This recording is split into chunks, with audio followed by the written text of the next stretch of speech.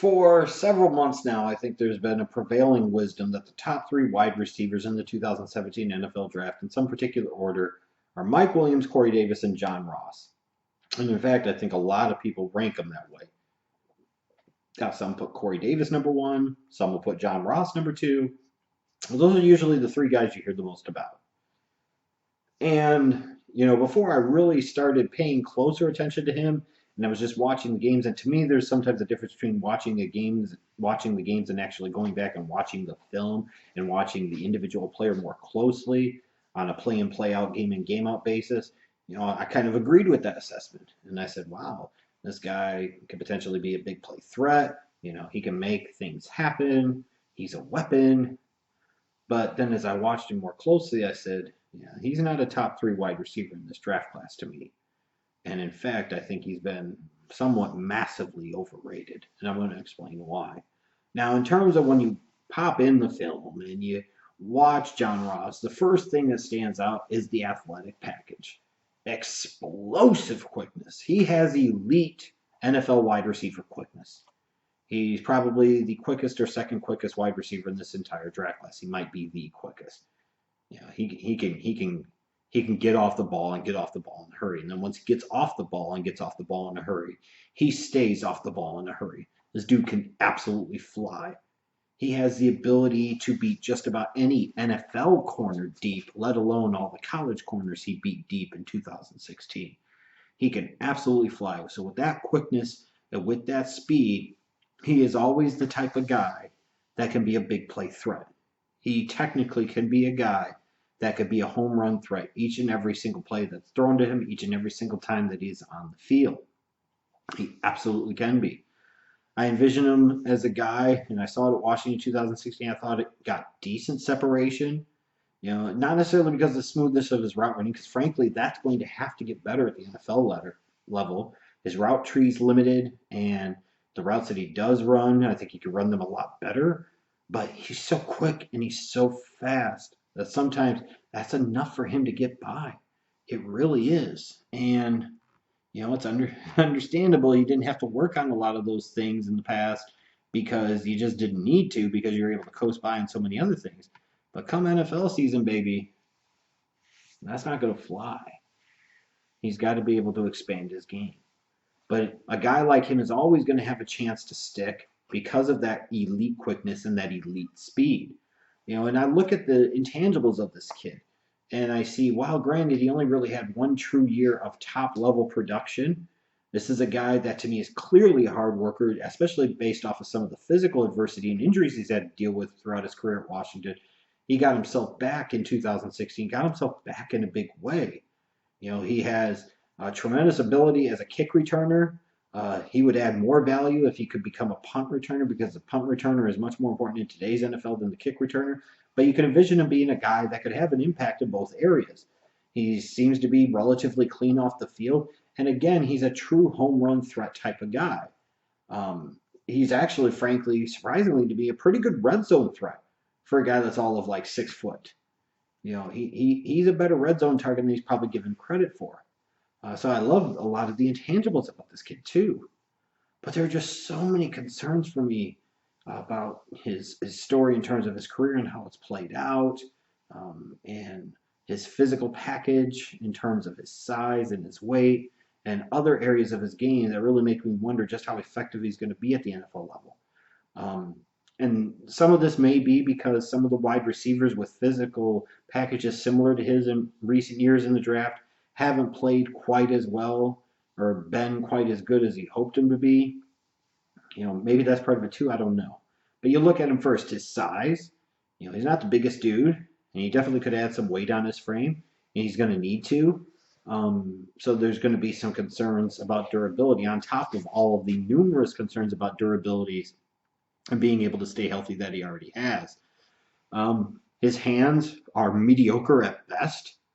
A lot of times catches the ball with his body or lets the ball at least get really close to his body. He's shown the ability to make some hand catches, but he really doesn't on a consistent basis, and he just really has some bad drops from time to time. You see that so often with these speed guys. It's one thing if you can get open. It's another thing if you can actually do something once you get open because you have to be able to catch the football. and he just demonstrated a lack of ability to be a consistent catcher of the football. That's something you can work on, something you can get better at. But he's going to have to. He's going to need to work on that a lot when he gets to the NFL. His route running also is going to need a massive amount of work. Again, like I referenced before, a limited route tree has a tendency to round off his breaks instead of making the sharp cuts that are required.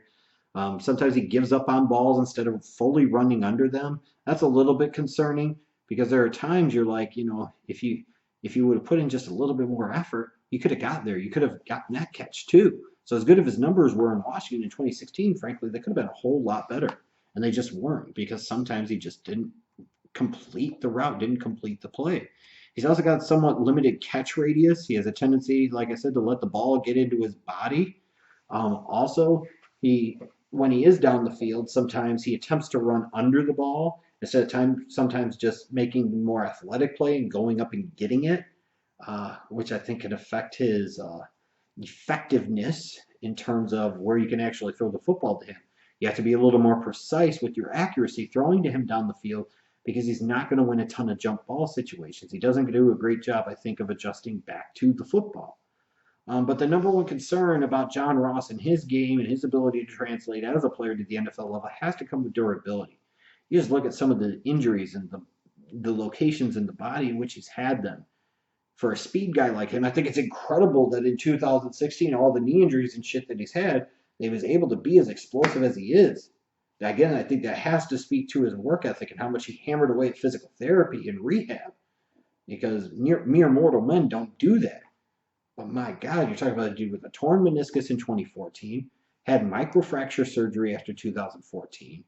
Then he tore his meniscus and his ACL in 2015, missed, I think, the whole season there.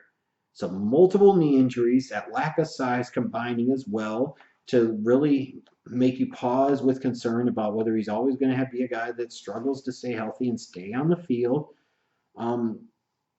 Those are real, viable, legitimate concerns. And then on top of all that, now we get the news a couple of days ago that after the combine and after his pro day, he's going to have surgery to repair a torn labrum in his shoulder, and he's going to be out 4 to 6 months.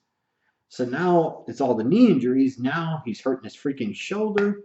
What happens if he suffers another torn ACL, which there's always a potential for, especially the guy who's torn it before and the type of game that he has? Is he going to lose some of that quickness and some of that speed? Because you can only come back for so many serious knee injuries like that. The Thomas Davis of the world's excluded. What happens if and when you suffer another major knee injury and you lose some of that pop and explosiveness?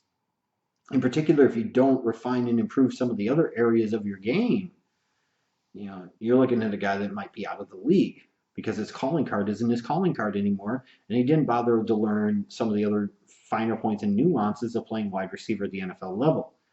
I also was concerned watching the National College Football Playoff semifinal against Alabama. I think he had, 5 catches for like 28 yards. He was a non-factor. I was expecting this to potentially be a big-time showcase game for John Ross, and he just did not matter. Now, one bad game should not guy's draft stock sink, but it can't help, especially when you try to figure out how does he translate from the Pac-12 to playing the good teams in like the SEC. Well, he played a great team from the SEC that came this close to winning a second straight national championship, and he was doo-doo. And it's that simple. He was bad. So, man, I just really, really worry about him. Now, in terms of his NFL comparison, you'll get a lot of Deshaun Jackson, and I kind of agree with that. He's a little bit taller than Deshaun Jackson, but I think the explosiveness is very, very similar. And I think in particular what's very, very similar about him and Deshaun Jackson is that they're big play threats, but they're not always big play guys. And their career and their impact and their numbers are very dependent upon the big play. And if you've played with Deshaun Jackson in fantasy football, you know what I'm talking about in recent years, where he's just as prone to have a game where he has no catches with 1 target or 1 catch for 4 yards as he is to have a game with 5 catches for 100 yards and a touchdown, and 70 of those 100 yards came on a bomb down the field. Really reliant upon hitting on the big play. And Again, being a big play threat does not always make you necessarily a big play guy. I think Deshaun Jackson's hands are better than John Ross's, but I can see the comparisons, and I think the comparisons are appropriate. In terms of his grade, though, I've got him as an 81.0, which is a late third-round pick. I look at his size, I look at the lack of refinement in his game, and I look at the significant concerns about injuries. I wouldn't be surprised, frankly, if that's where he was drafted. Before I figured, when I graded him, I'm like, I'll probably grade him lower than where he ultimately gets drafted. There's got to be some NFL teams that are going to have serious medical red flag concerns about him and may take him off the draft board because of it, which could limit the pool of teams that would pursue the guy. So, multiple major knee surgeries. Now, surgery for a torn labrum? I'm just saying. The upside is there, and that's a good thing about John Ross, is there's a lot of room for growth and improvement. And I still have him as a third-round talent. He's the type of guy that could end up being a top 3 wide receiver out of this class. So I could see why a lot of people would sit there and put him in the similar category with Corey Davis and Mike Williams. I understand it. I get it. But at the end of the day, it's just not his current reality, and frankly, it's not even close. And he's just as lucky to crap out of the league in 3 years because he can't stay healthy as he is to be a guy that plays at a Pro Bowl level. So if you take him anywhere before the third round, as far as I'm concerned, buyer beware, because there is a lot of bust potential here. But once you get into the third round, the fourth round, if he's there, which I doubt he would be, but he could be, you never know, these are the type of guys you like to gamble on because, again, similar to a D.D. Westbrook, who I talked about in the last scouting report video for wide receivers, they have that upside to eventually play like first-round picks. If you're looking for a consistent threat in terms of a guy that has game-in, game-out impact, John Ross is not your guy. If you're looking for that guy that could fill a role in your offense, they could primarily play out of the slot, then maybe once per game there's that opportunity that he can make a big play down the field and change the game for you, he is your type of guy. You just have to be prepared for the possibility that it's always going to be that eternal tease of the dick and disappointment of the sack, because he could be so much more, but he just can't stay healthy enough to ever really truly realize his full potential, which is massive.